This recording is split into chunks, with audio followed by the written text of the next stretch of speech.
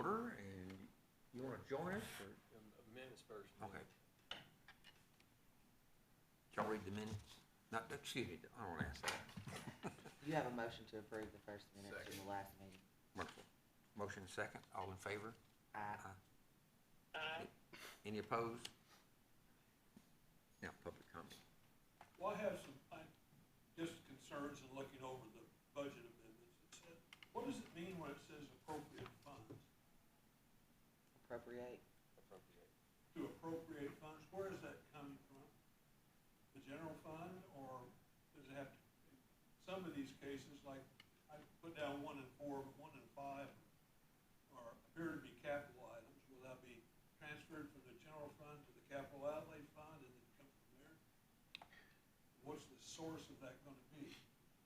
I don't know what your comment policy is. Do we normally answer questions in comment time? You can, it's 3 minutes unless, I mean, it's a comment, but I think the question should be, we're having a conversation, and that makes it a little different, because the policy states that You do the time. members can ask questions to the person commenting. There's nothing that addresses the person asking questions to the body. I will say we'll address this when we come to those budget amendments, if that's helpful. Okay. All right. So, back to the agenda. It says 3 minutes. Is that Okay. okay? That's fine. Do you have anything? Is there anything else you want to say? No. Revenue update. Non-property tax, I'm sorry, you should have in your packet on the table a sheet for non-property tax revenue, as well as a property tax summary sheet, which should be colored, multicolored there. And those numbers, basically our non-property tax revenue is averaging about 4.5% higher than the same period last year. At our last budget committee meeting, we talked about JEA's in lieu tax payments being a little less in that month. Those have recovered in this most recent month, but you should see a little more next month. For the year to date, we have collected $923,000 more in non-property tax revenue than we had at the same time last year. So that's a fun number. Property tax collections are in line with the same period last year. We have collected about $238,000 less than approximately the same time last year, but there are $4 million left in property tax collections, where we, at this time last year, had about $3.5 million, just 4.5. So we expect those to continue to come in, and everything's basically in line as far as revenue goes. Cool. Questions, Nathan?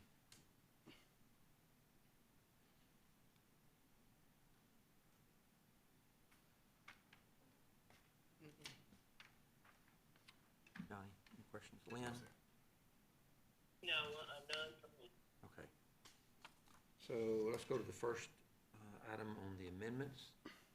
Number 1, number 38, to appropriate fund balance for street maintenance capital for the tandem truck with wet pack at $187,941.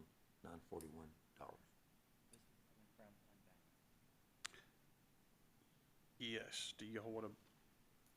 Zach, you have anything to add? Do you want to make a motion to, and then we can discuss it?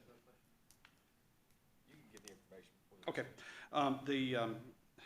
This paving, basically this truck and the paving machine should have been carryover items in this year's budget. They were not. This was an oversight on a couple of different levels in the budgeting process. Thanks to some process as well as technical improvements and changes in the way that we're processing things, this won't be a problem in the future. This is coming from fund balance. It is a capital item. Anything, there'll be a capital transfer if necessary to fund these, although we won't need a transfer from the general fund to fund these two that are on this page. And the same answer falls to this one, as well as the paving machine that's at the very bottom of your sheet. Now, just for transparency's sake, you guys approved some sort of widget. It'll be on the second reading this year, this next meeting, for actually an item that goes on this goes on this tandem truck.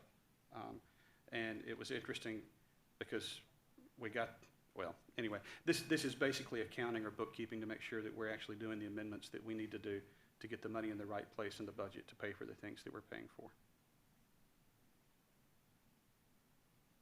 Comments, questions?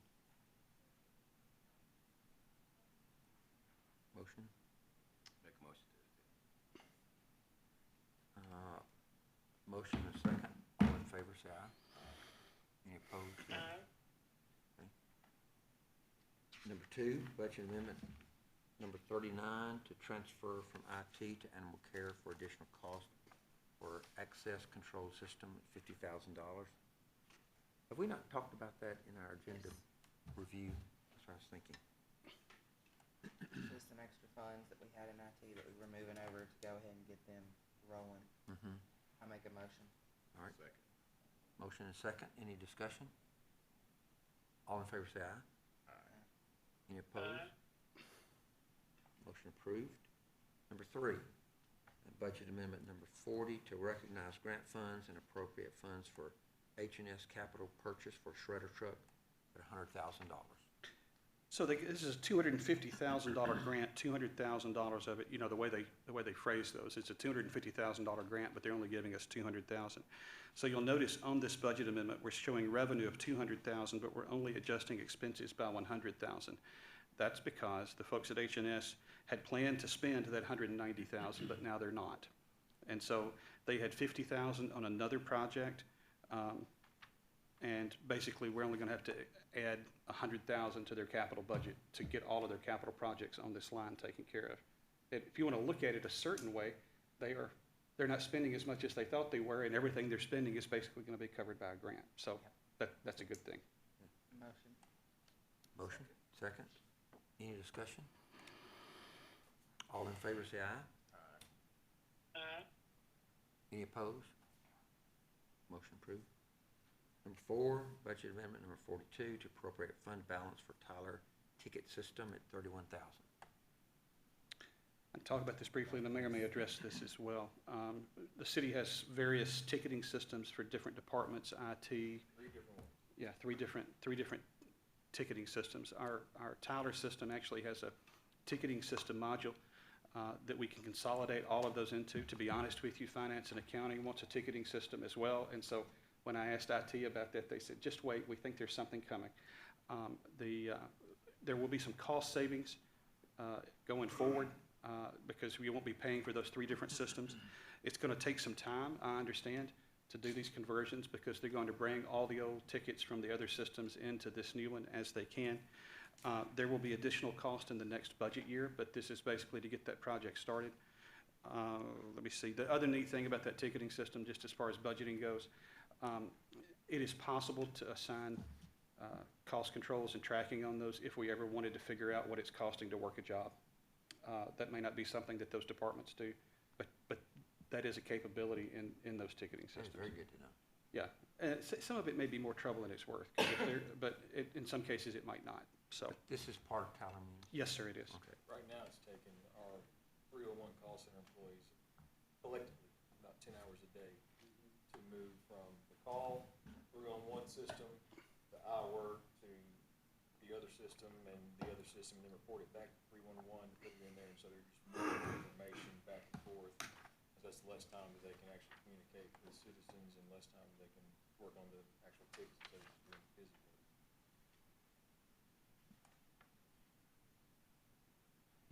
Motion? So move, I'm sorry. Second? All in favor, well, any discussion? All in favor say aye. Any opposed? All right, motion approved. Number 5, budget amendment number 43, to appropriate fund balance for paving machine, $254,000. So you guys, back in, I think, July of '23, passed a budget that included this and some other things. The other things have all arrived. The paving machine was being built, and it should have been carried over in the fiscal year '25 budget, and it was not. It's very much like the first item there. But I think this is the last of those things that were in that package, if that's correct, Mr. Mayor. I hope I think it's the last of the things that were in that package of purchases to do to do our own paving on these things, so. Okay, Second. motion and second.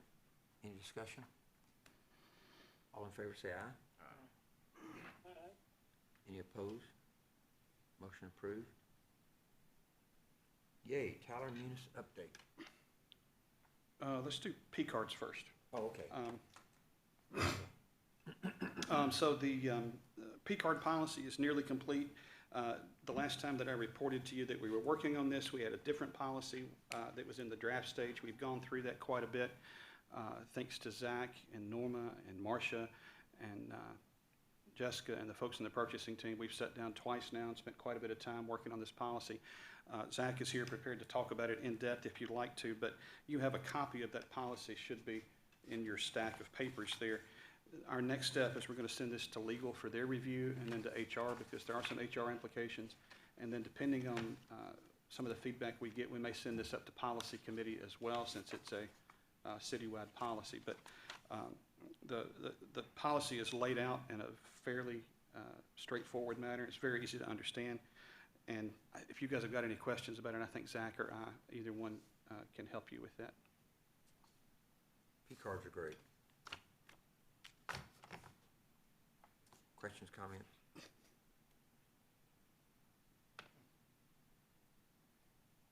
Anything else to share? It's been a long time coming on these two. Anything else to come before the budget committee? I was going to talk about Tyler Munis just a little bit. We are, you guys know that this has been a slog. You guys have been slogging through the Munis conversion longer than I have. But we've been working for the last 2.5 months to schedule training dates for the budgeting module. We've got some proposed dates from Tyler now, and we'll do that in 2 rounds. That's what I told you the last time. We'll do finance and then some of the administrative team to do that, and then the second round for department heads. We may get those trainings set this week. We very much want to do the budgeting process through that module this year because it will eliminate a lot of errors. It will honestly eliminate, it will help eliminate some of these carryovers that should have been there that we don't know. And in the budget conversion this year, there were some translation errors, for lack of a better phrase, when we went from the old system into the new system, and we're still cleaning stuff up that was part of that process. If we do this in this module, it will eliminate those things because we'll see those errors immediately. And so, I mean, I'm hoping that when we meet again, I can tell you that we have trained and are actively working on getting the basic information input into that budget module. That's really, late breaking news. We are scheduling the H&S, which we call that utility billing, the solid waste billing that the city does. We are scheduling training and conversion for that as well in the next, but you know, the thing is, it's like, I looked at the training schedule. Those dates run into May. I mean, we're starting in February, but those training dates run into May because apparently there's so much stuff to that.